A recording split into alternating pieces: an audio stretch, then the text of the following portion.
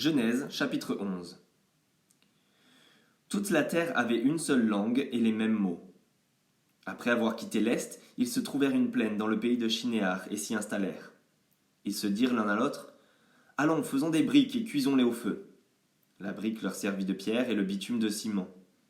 Ils dirent encore: Allons, construisons-nous une ville et une tour dont le sommet touche le ciel, et faisons-nous un nom, afin de ne pas être dispersés sur toute la surface de la terre. L'Éternel descendit pour voir la ville et la tour que construisaient les hommes, et il dit: Les voici qui forment un seul peuple et ont tous une même langue, et voilà ce qu'ils ont entrepris. Maintenant, rien ne les retiendra de faire tout ce qu'ils ont projeté.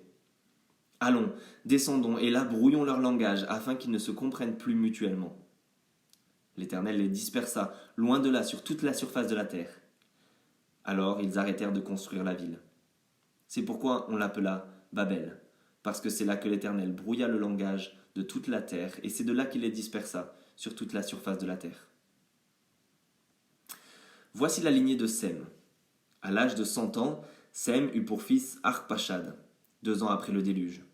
Sem vécut 500 ans après la naissance d'Arpachad, et il eut des fils et des filles. À l'âge de 35 ans, Arpachad eut pour fils Shélash. Arpachad vécut 403 ans après la naissance de Shélash, et il eut des fils et des filles. À l'âge de 30 ans, Shélash eut pour fils Héber. Shélash vécut 403 ans après la naissance d'Héber, et il eut des fils et des filles. À l'âge de 34 ans, Héber eut pour fils Péleg. Héber vécut 430 ans après la naissance de Péleg, et il eut des fils et des filles. À l'âge de 30 ans, Péleg eut pour fils Réhu. Péleg vécut 209 ans après la naissance de Réhu, et il eut des fils et des filles. À l'âge de 32 ans, Réhu eut pour fils Sérug. Réhu vécut 207 ans après la naissance de Sérug, et il eut des fils et des filles. À l'âge de 30 ans, Sérug eut pour fils Nachor. Sérug vécut 200 ans après la naissance de Nachor, et il eut des fils et des filles. À l'âge de 29 ans, Nachor eut pour fils Térak. Nachor vécut 119 ans après la naissance de Térak, et il eut des fils et des filles. Térak était âgé de 70 ans lorsqu'il eut Abram, Nachor et Haran.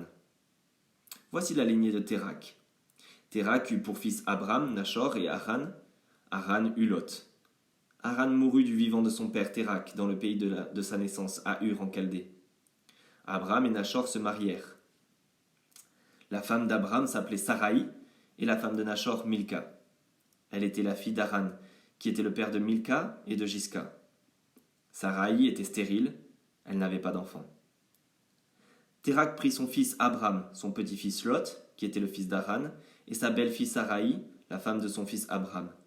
Ils sortirent ensemble d'Ur, en Chaldée, pour se rendre dans le pays de Canaan.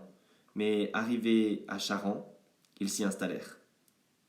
Térak vécut 205 ans, puis il mourut à Charan.